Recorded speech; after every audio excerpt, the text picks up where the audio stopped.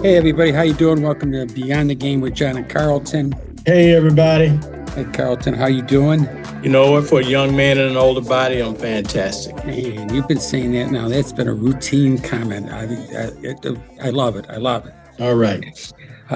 Good afternoon, everybody. Welcome to Beyond the Game with John Carlton. I'm John Fahey, alongside with my co-host Carlton Evans. Our mission is simple: to elevate the conversation around sports by exploring the roles, relationships, and behaviors that shape lives, because we believe the most important lessons happen beyond the game. Today's guest is one of the rising leaders in women's college basketball. As a player, she competed at DePaul Blue Demons women's basketball, where she learned under legendary coach Doug Bruno and was part of one of the nation's consistently successful programs. She then transitioned into coaching, earning a reputation as a teacher, a recruiter, a culture builder. After a successful tenure at Lewis Flyers women basketball, she accepted the challenge of leading the women's basketball program at SIU Edwardsville Cougars basketball, where she's building a program centered on accountability, relationships, and player development. But today isn't just about basketball, it's about leadership, it's about building culture. It's about mentoring young women during one of the most important seasons of their lives. We're excited to learn more about her journey, her philosophy, and the lessons she's learned along the way. Coach Samantha Quigley Smith, welcome to Beyond the Game with John and Carlton. It's a pleasure to have you with us. So good to be here. Finally. It is. Finally, you're not 19, you're number one. Yes, yes. Remember that. It's so good to see it. That is a long-winded. Sometimes when I read those, I'm like, this ain't that long. And now I read it, I'm like, oh, okay, when am I done with this? When am I done?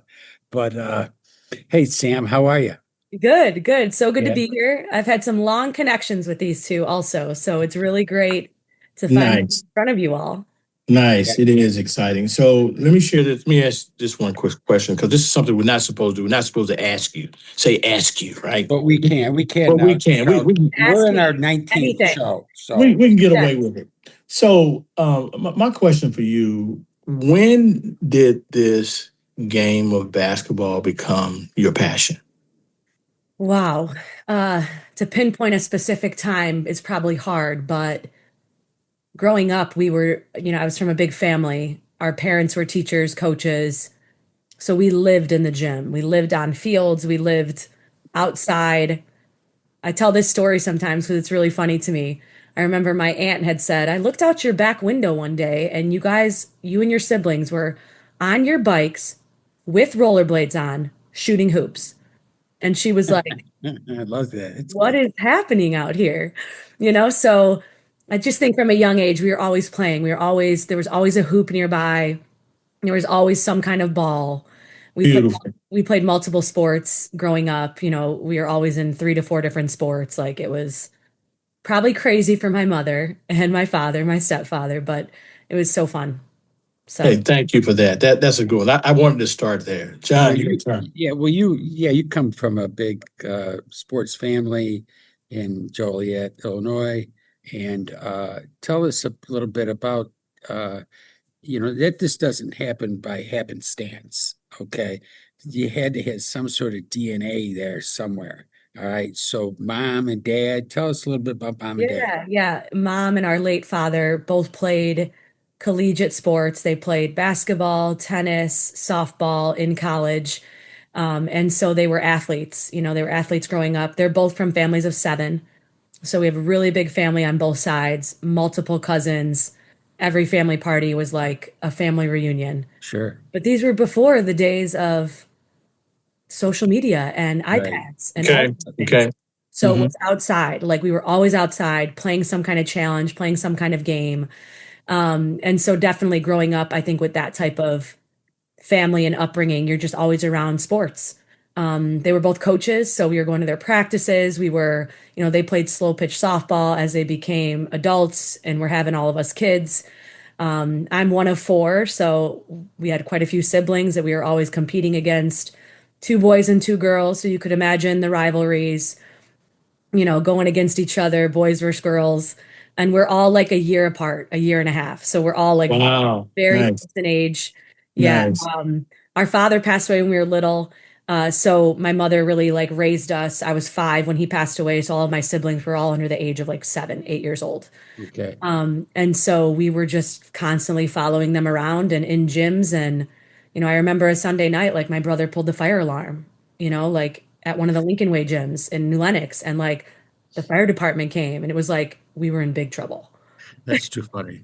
Which one? Which So one? Which brother? Ryan, I think it was the older brother, which Oh, is unique because you would have thought it was the younger yeah, right. crazy. You thought it was the youngest one who thought they could get away with everything because Yeah. everybody thinks they get away with everything anyway, right?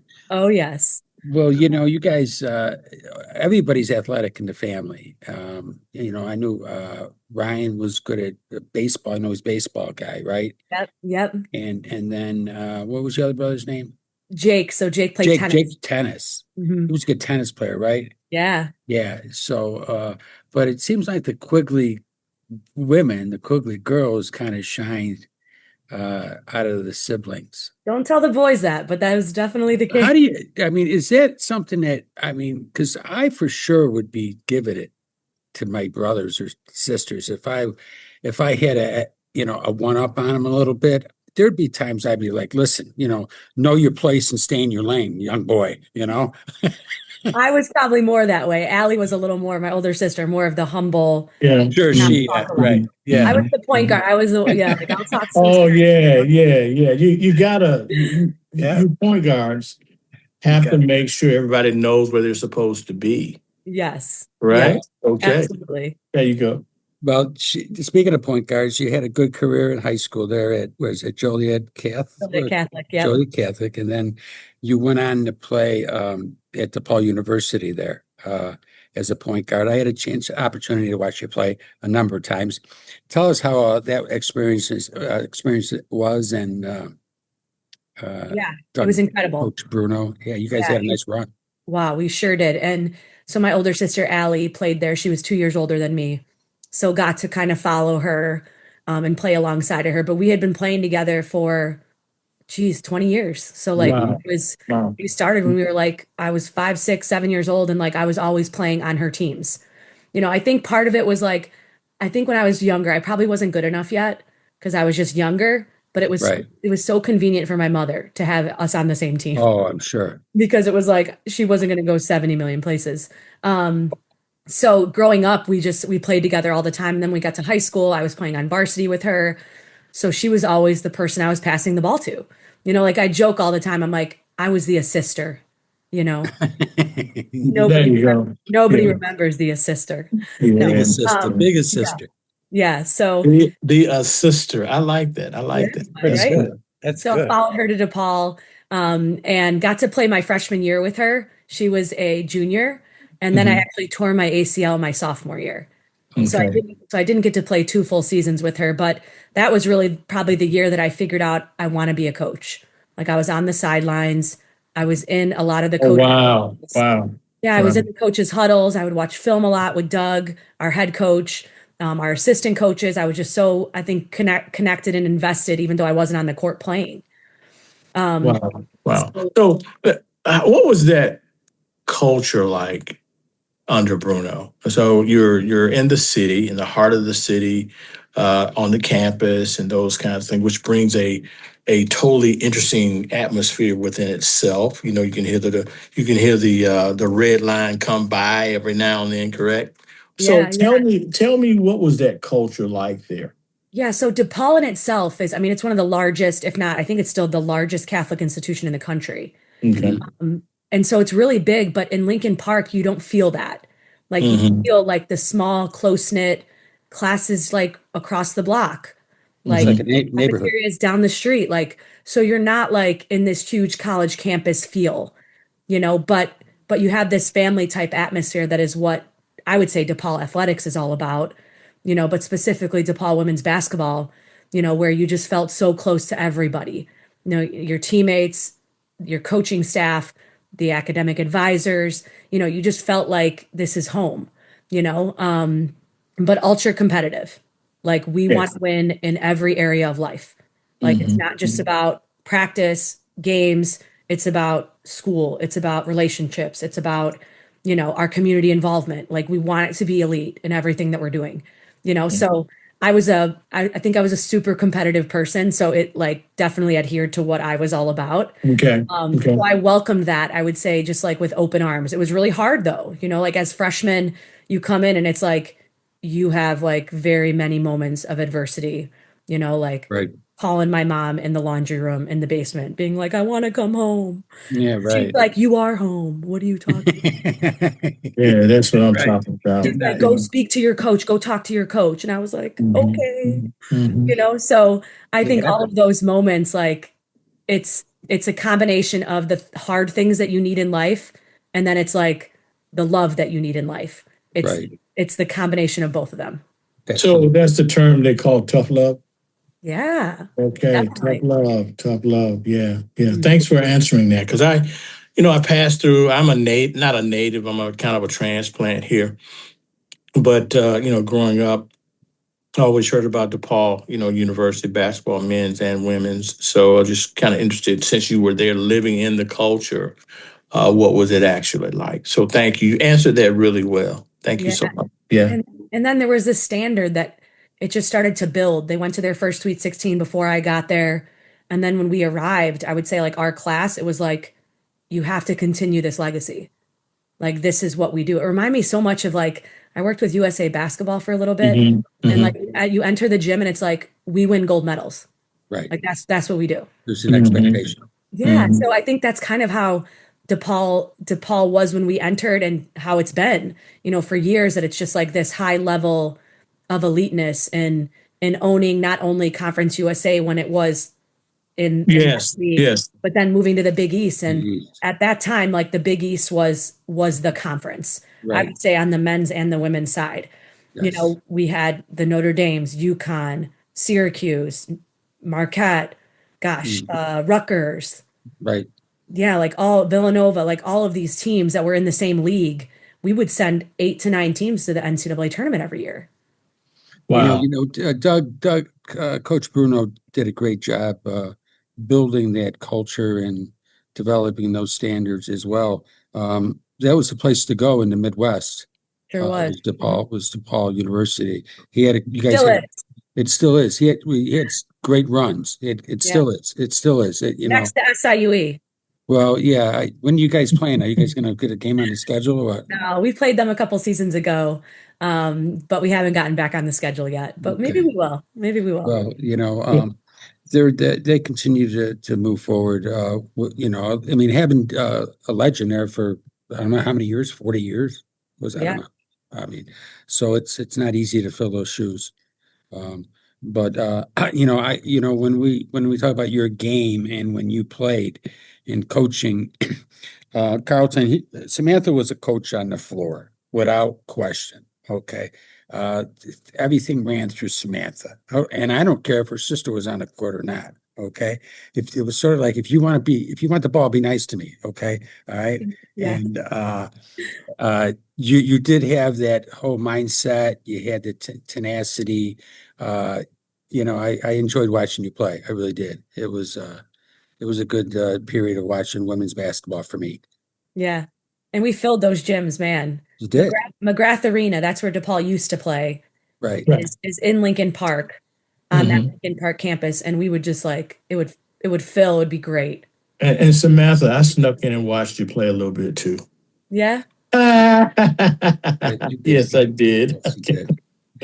So Yeah. tell me So, how. So you're now at. So you did your stint at Lewis. After playing you did. Well, was that your first coaching gig? No. So I actually started at the University of St. Francis. That's okay. right. That's Yep. right. An NAI program in Joliet, Illinois, where we Yeah. grew up. Yeah. Yep. Yeah. Of course, right. Yeah. And so it's actually I'm in Joliet right now at my mother's house, but it's right down the street from where we grew up. Oh, And wow. it's the same university my parents went to. Okay. So Okay. yeah, Beautiful. my Beautiful. my late father's name is actually on the court.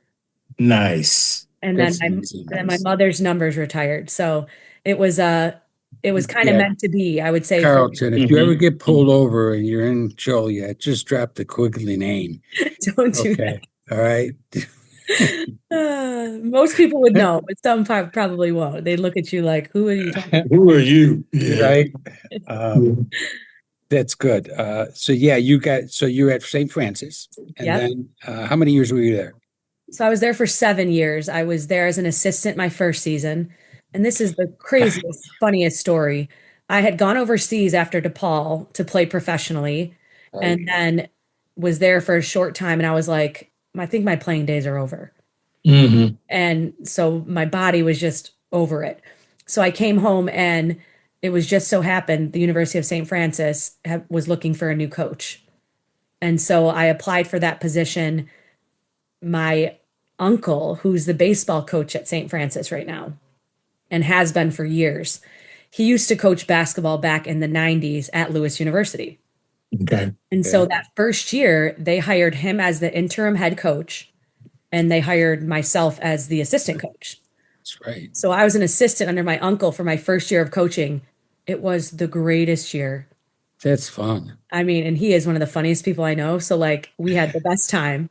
Nice. I bet. Nice. And then they opened the position the next spring, and I became the head coach that next spring. That's a great experience. Yeah, it was really Yeah. cool. That's a great story. Yeah. So how Yeah. did So at had that to time, change- at that time, he was coaching basketball and baseball.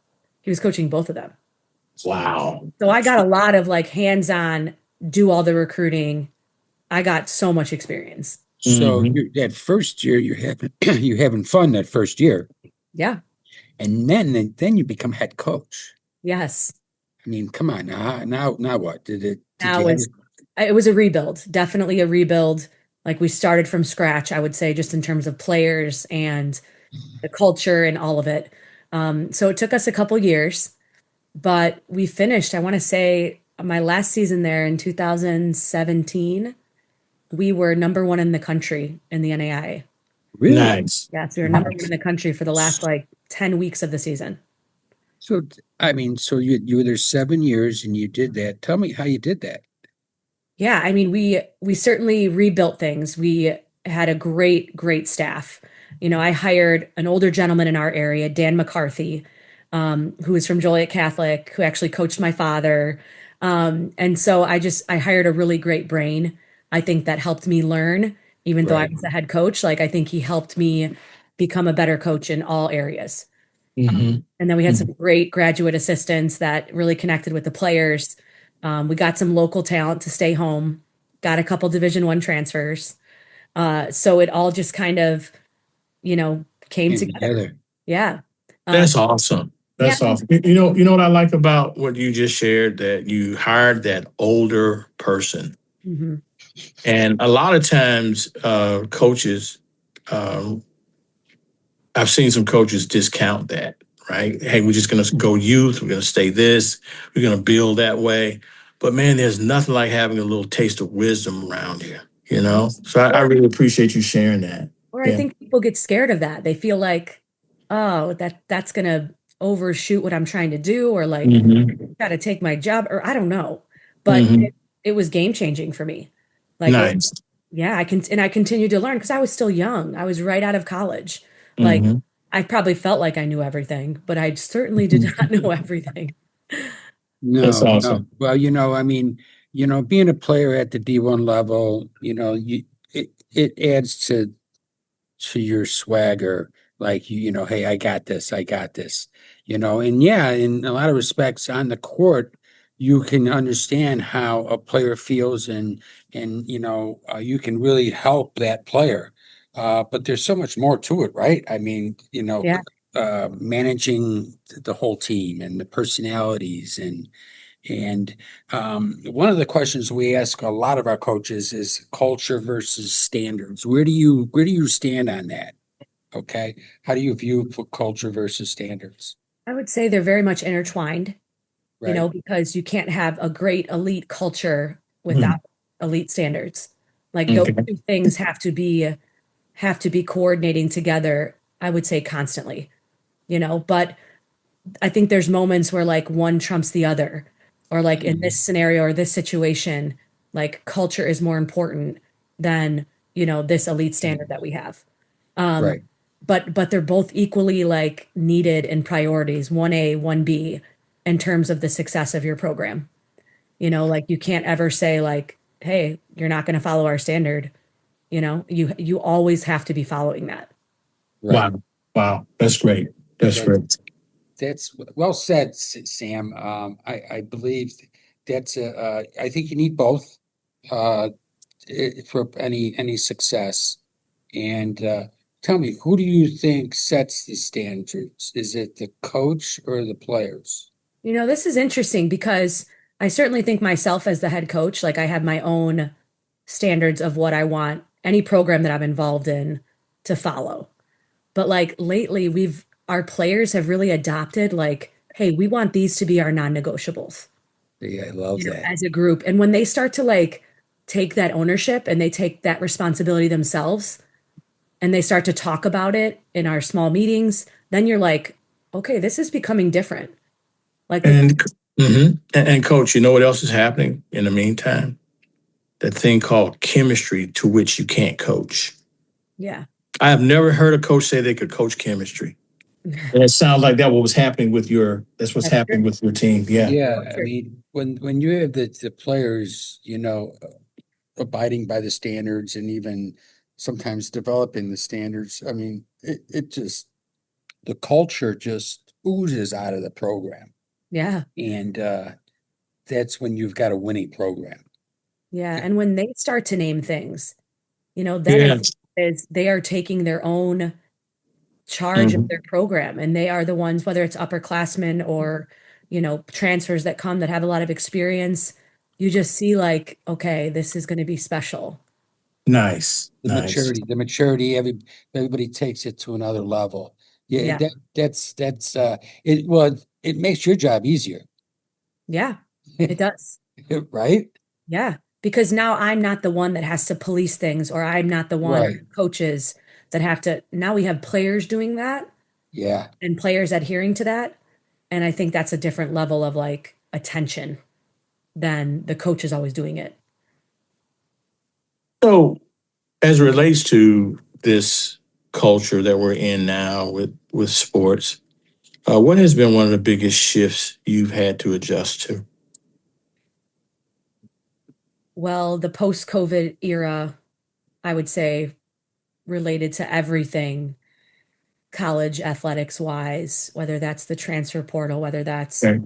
extra years of eligibility, whether that's, I think there's a mental health concept and Okay. piece, Okay. especially on Okay. the women's side, that I feel like there's so much more attention to it.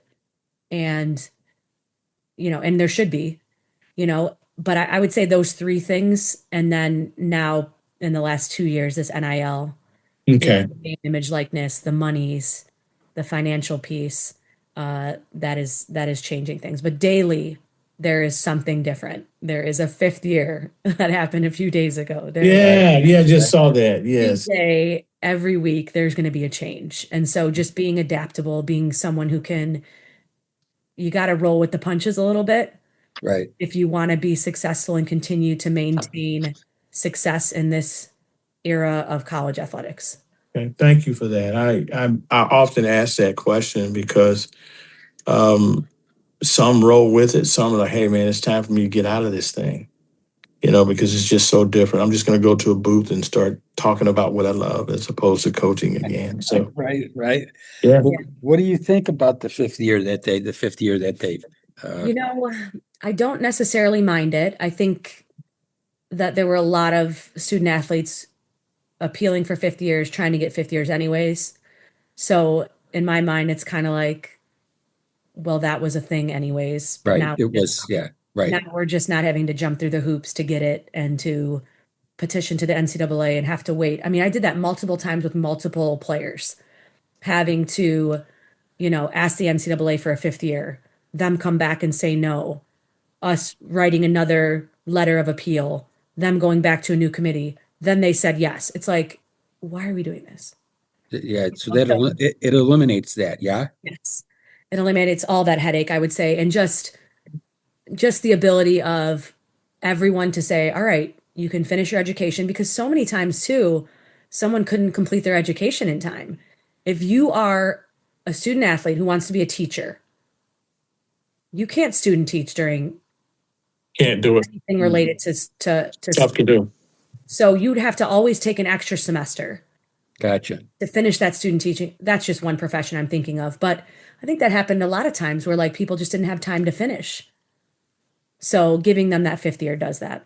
And coach, you're also talking about people who do internships, right? It doesn't Yeah. have to be student teaching. It could be internship that is offered only in a certain, time frame. And then if that window of opportunity is not there for you, you got to come back Yep. again, right? Women, females, so often nursing, pharmacy, they want to go to med school to do a clinical. Gosh, like so difficult. So I think Right. that piece of it will really help. That's great. That's good. That will help the balancing act. Yes. We talk about the NIL and recruiting. How has it affected the high school seniors and Yeah. with all this going on? I mean, a ton. I've had to have some really hard conversations, I would just say, in the last month or two, just with, potential seniors that we were either have offered or we're going to offer potentially. And now they're in this limbo spot. They're very much, we don't know if any of our seniors are returning. They might So because of that fifth year, because of the fifth year. Do we want them to return? If that's the case, that takes a spot away potentially from a high school student athlete. And then it's also us navigating the transfer portal. So it's like, all right, on average, potentially how many transfers could we have in the spring? Well, I'm probably a half glass, half full type of coach where I think like no one's Yes. going to leave. We're going Right. to retain everybody. But like that's probably not the truth. Like that's not real life. So Right. we have to prepare for that as well for next spring, and I would say I'm kind of a hybrid coach where I haven't just like dove into the portal and said we're only taking transfers. I would say there's probably a lot of coaches that have done that. I'm more so we still want to develop players as freshmen. Like we brought in Right. 4 freshmen this year, we brought in 5 freshmen last year. We have in our minds planning for anywhere between 2 and 4 freshmen for next year, 2027. But that could change if our seniors return Right. Well, it could also change if your freshman gets really good, or that. right? Yeah. And Yes. you're like, Coach, I'll see you. Thank you for everything, but I gotta go. Hey, don't put anything in anybody's ear, all right, John? Let's just, Yeah. It's Yeah. nuts. It's nuts. You know what? And to Carlton's point, Carlton, the old timers are like, I had enough of this. All right. I can't know. do all this. I know, but I still find it so fun. You do though, but because I think you've got that unique personality. You've got the experience that you've got. Your experiences help you navigate Yeah. this. You guys, Right. Right. Right. I could see your whole family having fun with this. To Yes. tell you the truth, Oh, know, it's great. It's because great. And coach, you said something that was really significant earlier when you were at DePaul your freshman year and you were homesick and you get on the phone in the basement or the laundry room talking to your mom and she says, I want to come home. And she says, no, that is home. So think about my question to you is when you have a student or a scholar athlete, I like the scholar athlete term, come to you and say, "Man, I just want to go home." How does that conversation go sometimes? Yeah, I mean, I think it depends what it's about. Is it about the place? Is it about something else they're going through? But I think it's very much the same type of response my mother gave me. It's just, hey, let's try to work through this. Like, let's work through this. Let's talk. Like I remember my mom saying, like, go talk to Doug. And I was like, I'm so scared I can't talk to Doug. Like every time I walk in his office, I'm sweating, like, but they just say like I think that tide turned by the time you were a senior. it did. Doug was like, okay, I'm afraid of Sam. I gotta get out of here. Now I was knocking on his door, like, are you in here? We need to have a conversation. No. But I would just say that communication and that Yes. that upbringing that I had, and even just that response from my mother was like, she very easily could have been like, yeah, why don't you come home? Like, you're right, you should come home. I feel My poor bad. baby. Yeah. She just said that. And I'm There's sure a lot of parents that do that, right? think they do. I think they do. And I think the response is not like, hey, Sam is your coach. She's there for you. She wants to help you. Go and speak to her. Correct. You know? Correct. Correct. Correct. Yeah, Correct. that's gotta be tough. It's gotta be a tough transition. Yeah. Well, I'm kind of this old school guy that doesn't believe in bailing a kid out, you know. And as a parent, I had a similar situation that happened with one of my oldest with my oldest kid. Was homesick, those kinds of things, and my response to him was, "Hey, how's the classes? Oh, they're going pretty well. Are you getting enough to eat? Yeah, Dad, I'm getting enough to eat. How's your social life? Dad is really, really good." I said, listen, if you can find somebody foolish enough to pay for your scholarship, you can go wherever you want. Right, right, right. Right? I mean, it's a similar thing to what your mother said, but it was just a little bit different because of the personality of the kid that I was dealing with. And I think sometimes parents, and we want to talk about this too. Sometimes parents will bail a kid out. Yeah, it's okay to get scuffed up a little bit. It's okay to go through a challenge. It's okay to feel uncomfortable sometimes. Right, coach? Yeah. Well, Yeah. And can I share too? Like then Yeah, please. when I went to talk to Doug, because I did what she told me to do. right, Um, I and love when I went to speak to him, I remember stressing like how I was feeling, and a lot of my frustration was like, I want to play 40 minutes. And ah, I was a yeah, freshman. yeah, you ah, never wanted to come out of the game. I was ah. I was 18, probably, going to turn 19. But there was a good senior that she was playing her butt off. She was great. And like I don't know what I started, 13 of our last however many games as a freshman, but like I wanted to play more. And I Wow, remember Doug saying to me, wow, "You're not gonna. Not wow, not right now, wow, but be ready because you're going to." But I think he like helped me see that, hey, we need her, we need you. Right. You cannot get everything you want exactly how you want it. Mm-mm. It wouldn't work anyway, Sam. No, no. And then I ended up, it was so funny because like I was playing really good basketball, I would say. And then I hurt my knee. mm, And so See? then it was like, now I'm not playing. Right. And mm-hmm, oh, I saw mm-hmm, things from a different lens and a different mm-hmm. on the sidelines. And then I became, I think, a better coach, point guard, because I was seeing things differently. Wow. And then that senior, she just played ridiculous. She was phenomenal. Missy Who? Mitadero. Who? Who Missy was? Mitadero. Oh yeah. Yeah, she Yeah, was a transfer from U of I. She I shot the remember. crap out of it. She played so well, Yeah. So Well, the that was my coach was doing. The story. coach knew. The coach knew. Coach knew. He freaking knew. Wow. Um. That's amazing, pretty amazing to me too, when um as a player you have this opinion of yourself. Yeah. And then all of a sudden someone says, no, it's just not time. Yeah. But then you see for yourself why. Mhm. You just said it. She shot lights out. She was great. Yeah. You you Yeah. you realize how good you are Yeah. compared to everybody else too. Yeah. But Yeah. I think you need that though to play at that level, Sam, to be with a chip on your shoulder and hey, I want to play the whole game. I want to Yeah. be a big contributor, So Yeah. But the uh honesty, I think the honesty of Doug saying that, yeah, you're not gonna play. yeah. It's not gonna happen. Hmm. Yeah, you weren't pushing him. There's no way. No, sure wasn't. Sure wasn't. I'm sure That's a great thing. I'm That's a sure he great thing. misses it. Sam, we gotta do it. We're doing a series called The Ride Home, and those are 20 minutes after the game that every athlete remembers when they take a ride home with their parents. Hmm. What advice would you give parents about that ride home after a great game or after a difficult one? Man, and we're doing this right now with our children, our current children. So Okay, see, yeah, see. So what are you putting the coach's hat on? Or you got the mom hat on? Or I'm what? trying not to put the coach's hat on, but like it's hard for me not to. Um, Yeah, Gosh, I remember even in grade school being like so upset after a game. Mm. in junior high, and like I was crying, and I like felt like it was all my fault that we lost, you know. And my mother, I just remember her sitting in the front seat and I was in the back, and she kept saying like, "You are way too emotional. You need to just calm down.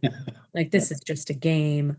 And I was like, "You don't understand. It's more than a game." Mhm, mhm. Um, but I just think that like level of understanding of like just breathe, like They'll be you're okay. and you're in a team sport. I say that to our 10-year-old. He's always so upset when he loses.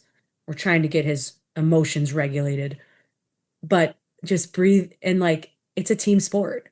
Like your error did not lose the game. Right. Your missed free throw did not lose the game. You know, you're not playing tennis, you're not playing golf where it's like you and against the world. Like you are a part of a group that is trying to be successful. So shake it off. We got another game the next, Right, right, right. Yeah, you there's know? another game. There's Hey, another. can I tell you this really quick? So a Yes. couple weekends ago, our 10-year-old had a tournament, and all the moms are like, "We want to coach." So the dads were like, "All right, you guys can coach." So we coached the whole tournament. The moms did. Really? It was awesome. How did And it work out?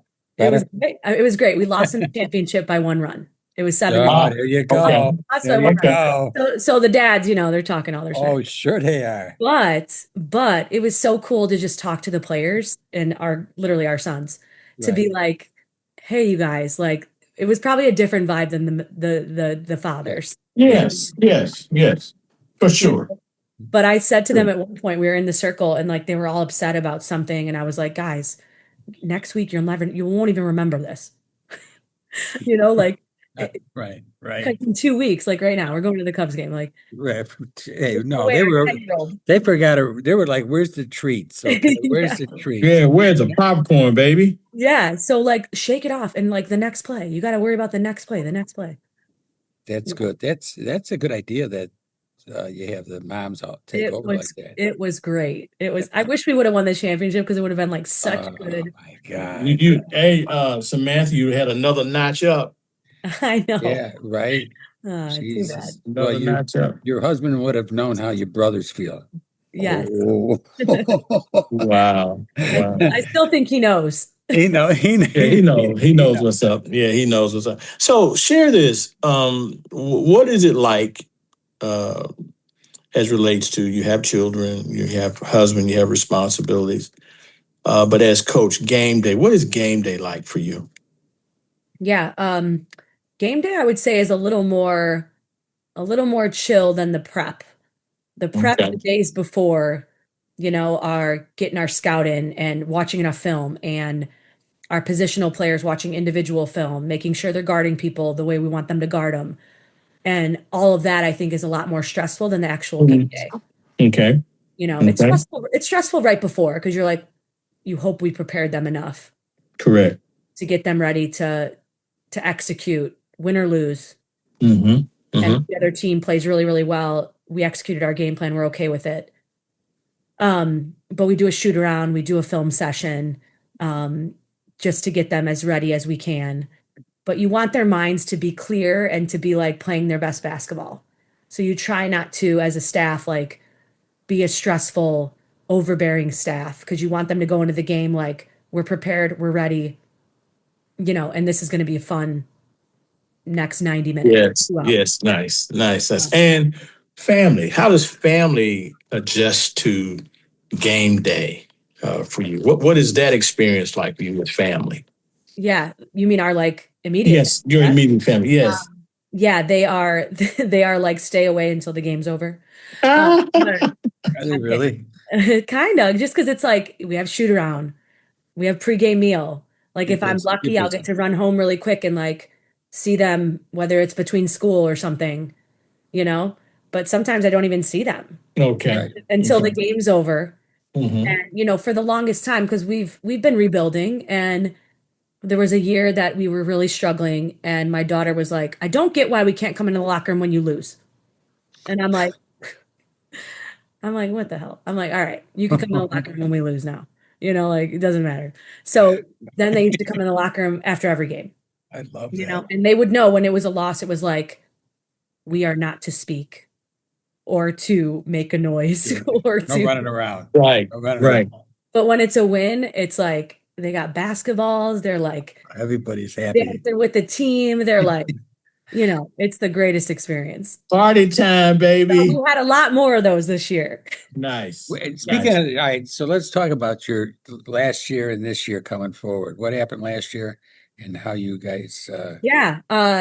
We definitely started to build something really special. We had a great run down the stretch. I think we won our last like maybe 8 of 9 or 8 of 10. it's good. And so did a great job in the league down the stretch. Won a game in the conference tournament. Okay. But we had two really, really good freshmen that played their butts off. We had a freshman of the year in our league, and then we had a second team all conference player Okay. that both played really, really well. And And so I think that you started to build that, and those two return. Those two did not go in the portal. they And are returning. they are Oh, both good for you. returning. Good for you. Yeah, so that's huge. Just to have, we have in our league, I probably shouldn't say this out loud. There are 3 all conference players that return in our whole Mm, league. Everybody else graduated or they transferred. mm. And Wow. we have 2 of them. That's We have 2 of the 3.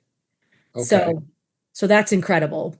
We also had this past year, we had a great couple seniors that were here for like 3 and 4 years. So like you had that little bit of retention. That helps. And one of them was a starter. She started almost 4 years for us. And then you combined it with some great transfer pieces. We had a post player from the NAIA, lower level that was our starting big. She like led the league in rebounding, and so I think you have like the pieces of it from every level of play, Sure. meaning Nice. freshmen, Very nice. retention, transfers. Yeah, And you got to get it from that everywhere. is a great recipe. Yeah, that Very makes nice. sense. So what's it look like for this coming season? Yeah, so it feels similar, but it feels different because I would just say like our level of recruiting has gone up a place. Like Okay. when you start to win more games, it's like you Yeah, could you could get a higher level player, right. and so I think that piece of it has been really big for us. We have some freshmen that are coming in that we feel like can play right away. We have transfers that joined us in the portal here in the last month and a half that are game changers. So I Okay. think just continuing to elevate everything. And then you also have the retention. You have the freshmen that were so successful last year that are returning for another season, and so the combination of all of that, we think is a great recipe here. Beautiful. Can't wait to come down. I Yeah. know. Yeah. No, I'm coming down with you, Carlton. Yeah, sure. Whenever you Yeah, you got it. plan that trip. It's a great ride. It's not that far, John. It's so easy. How long is it? How far is it? I mean, no turns. You go straight down 55 South. That's it? You That's run it. right, you run right into Edwardsville. Yeah. Oh, wow. That's easy enough. It is. It is. Um, Yeah. we so this season you're looking at to what place did you finish last year? We finished like middle of the pack, Okay. Okay. 7, 8-ish, and then Okay. our league also kind of went down. Meaning went down. We had teams leave, so now we have less teams in our league. Really? So we have less league games. We have more non-conference games. Oh, wow. So who left your Schedule was a little different. who left your Tennessee, conference? Tennessee Tech left, and Arkansas Little Rock left. Oh wow. Okay. Yeah. That's So for everything? For all Yeah. sports? So okay. So we'll probably be adding, I would say, probably 2 to 3 teams in the next Teams. year. We got a Okay. new conference commissioner. The OVC, I want to say, is like one of the oldest conferences. It is. Country. Yeah, it Yeah. is. It's a great old conference, OVC, that Missouri Valley, all those conferences have been around for quite some time as well. It's a good conference. Yeah, it Good is. conference. Very good conference. Well, Yeah. when you've got not only players jumping ship, you got teams jumping conferences quite a bit. Yeah, it's crazy. Nothing is the same anymore. How about the Big Ten? I mean, it's just, No, it's not. You mean what is the Big 16? I don't know what the Big 20, I don't even know. Yeah, yeah. The other thing I want to mention too is I talked about like retention of players, Sure. but retention of your coaches. Oh, yes. Like now I've had, I think, the same assistants for a couple years, and then added a couple former players. a player Right. that played for me at Lewis, Tierney Lockett, another that played for me at Lewis, Jess Tierney. Kelleher. I know both of your assistants. Yes. And then one of my former teammates from DePaul, Capri Smith, just joined. Oh, okay. Do I know all your staff? I know every one of your staff members. You probably do. You probably do. Capri Smith, Tierney Lockett, I was a big fan of Tierney's when she was at Lewis. Yeah, And me then too. Keller she was a stud. Yes, she was great. She just finished playing professionally. She was playing in Sweden Oh, for years. the D1 missed the boat on her. Oh yeah. Like You- she'd be our best post player. Like she's Carlton, she's talking about players that were when Michael was an assistant with Kristen Gillespie. Michael was there with Tierney and with Kelleher, and Yep. Kelleher was so good. Oh I my was God. like, how was she playing in this level? Yeah. She killed it. Yeah. So she'll be a great addition. And then even like I have two other assistants, Liz Doran and Hunter Lindell, they've been with me for 3 and 4 years. You know, like That just as helps. much as there's the player carousel, it's like there's a Yes, coaching carousel that's like sure. everybody leaves everywhere and hops everywhere. And it's hard for But the- players to like be connected if you're Mm-hmm. changing here. So Mm-hmm. Mm-hmm. we're excited. It's Some good stuff. It's kind of talking to you, Sam, and you're talking about the Sam Quigley Smith coaching tree. I'm It's- like, holy it's cow! bigger. That It's just means gonna- I'm getting older. You now you're getting better too. You're getting This better. is great. I got a question, Carlton. You got one more? I got another one. You go ahead, and then I'll close out with mine. Okay. We asked this question, everybody. What does beyond the game mean to you? Beyond the game means life after all of it. It means the lessons you learn today and how that impacts you. I mean, I'm talking about these interactions I had with my college coach from 25 years ago. You know, I'm talking about these interactions I had with my mother, like, you know, and you don't think in that moment that those are that important. Right. And then you use those later. You know, you see how important those are later on in life. So I would just say, like, now is so important. Today is so important to your progress, to your development, to your life later on, and so to value it. You know, I don't know that I really valued those moments. I was like, oh, whatever, mom, you know? Yeah, right. Next. Yeah. Yeah, next chapter. Yeah. And I'm gonna close out by just asking you this. What would Samantha Quigley Smith tell her younger self? I would tell my younger self, Would you shut up? chill out, to just relax, Mm-hmm. you know, maybe be a little more kind, Okay. No, you're not good. so demanding Okay. Really? of myself, not so demanding of myself, and not so demanding maybe of my teammates. Mm-hmm. Mm-hmm. Be a better communicator. Mm-hmm. No, but Yeah. those are qualities, though. Those are qualities as well, and that make what makes you tick. You know, sometimes when people there's a part of them or a trait that others are like, look at that person, they're crazy, but it fuels their fire somehow. Yeah. You know? They just got to learn to channel it, not act crazy, but I needed to be a better channeler, maybe. channel. You're No, funny. you're You're funny. fine. You're fine. This has been awesome. I'm glad we got the opportunity to I talk. am so excited that we got the chance to talk a little bit Me too. and kind of get to know you some, and Me and too. then when I come down and visit Marcus, maybe I'll run into you in the gym. You know, Yes. You got to tell me Absolutely. when you come. I'll let him know. He'll let you know because he's right down the hall from you. Yeah. Yeah, That's good. Well, I appreciate it. Good luck. This Awesome. season. awesome. You guys. Keep being a friend of Beyond the Game with John and Carlton. We love your support. Yes. Thanks for coming on the show, and say hi to the family. Absolutely. And we'll have to talk about your siblings too, to get some of your siblings on the show. Right? We're not going to Definitely. mention their names. Okay. Definitely. Right. All right. And go Cubs. Go Go Cubs. Cubs. Yeah, good. Have fun tonight. Have fun. Thank Okay. All right. See ya. Hey, All hey, right. John, I got a quick call I gotta make. I'll call you. Go ahead. All right. Thank you, All right, everybody. Appreciate you. All right. Thank you. Beyond the Game with John and Carlton.